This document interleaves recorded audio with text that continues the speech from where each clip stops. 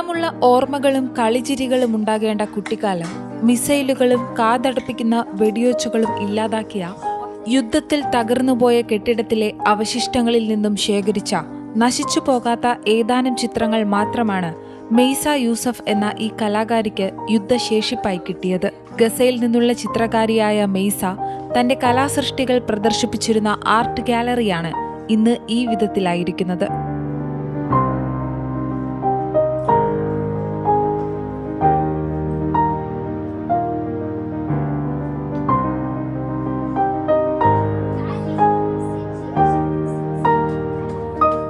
യുദ്ധത്തിൽ തകർന്ന തന്റെ സ്റ്റുഡിയോയുടെ ശേഷിച്ച ഭാഗത്ത് ഗസയിലെ കുട്ടികൾക്കായി ആർട്ട് വർക്ക്ഷോപ്പ് നടത്തുകയാണ് ഇപ്പോൾ മെയ്സ.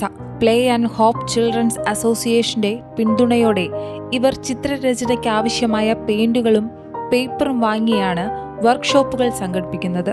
തങ്ങളുടെ എല്ലാം നശിച്ചുവെന്നും പ്രിയപ്പെട്ടവർ നഷ്ടമായെന്നും അറിവുള്ള ഈ കുട്ടികൾ ഇപ്പോഴും വരയ്ക്കുന്നത് അവരുടെ നിറമുള്ള ഓർമ്മകളാണെന്ന് മെയ്സ പറയുന്നു. അവർ താമസിച്ചിരുന്ന വീട്, പൂക്കൾ, പക്ഷികൾ തുടങ്ങിയവയാണ് കുട്ടികൾ പേപ്പറിൽ വരച്ചു ചേർക്കുന്നത്.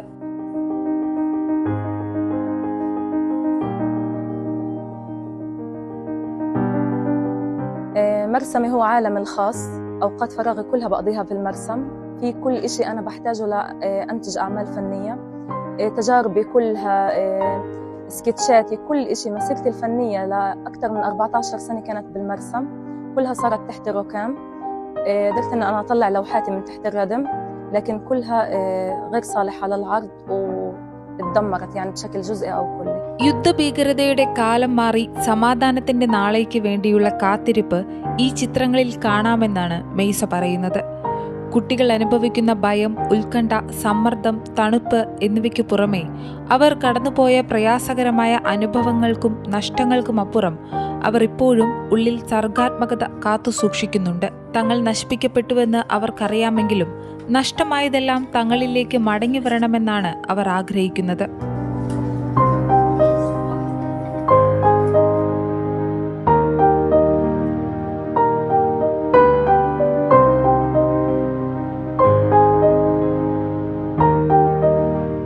അതേസമയം സംഘർഷം തുടങ്ങിയതോടെ തനിക്ക് ലഭിക്കാത്ത പഴങ്ങളും ഇഷ്ടപ്പെട്ട ഭക്ഷണവുമാണ് താൻ വരയ്ക്കാൻ ശ്രമിക്കുന്നതെന്ന് സൽമ എന്ന പെൺകുട്ടി പറയുന്നു. വേണമെന്നാഗ്രഹിച്ചിട്ടും കിട്ടാത്ത കാര്യങ്ങൾ താൻ വരയിലൂടെ കൊണ്ടുവരാൻ ശ്രമിക്കുന്നുവെന്ന് സൽമ കൂട്ടിച്ചേർത്തു. أنا بشتغل مع الأطفال بدعم من جمعية هوب أند بلاي، بتبعت لي لهم دونيشن، فبشتري أدوات وخامات وبديهم ورشات فنية كنت بالشارع، بس كانت الأوضاع عندنا كتير صعبة. اجيت هان علشان أنا زهقانة كتير ومش عارفة إيش أعمل، فاجيت هنا مع خالته ميسة إني أرسم وأتعلم منها.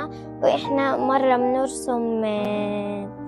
بنرسم فواكه، أشياء ما أكلناهاش بالحرب، وكمان رسمنا، خالته عملت لنا ورشة كمان لص ورسم، وخلت لنا نرسم كل إشي نفسنا فيه يعني. ആഴ്ചയിൽ 2 തവണയാണ് മെയ്സ ആർട്ട് വർക്ക്ഷോപ്പുകൾ നടത്തുന്നത്. മേഖലയിൽ സംഘർഷം പൊട്ടിപ്പുറപ്പെടുന്നതിന് മുൻപ് ചിത്രങ്ങൾ വരച്ച് പ്രദർശനങ്ങൾ നടത്തിയിരുന്ന ചിത്രകാരിയാണ് മെയ്സ.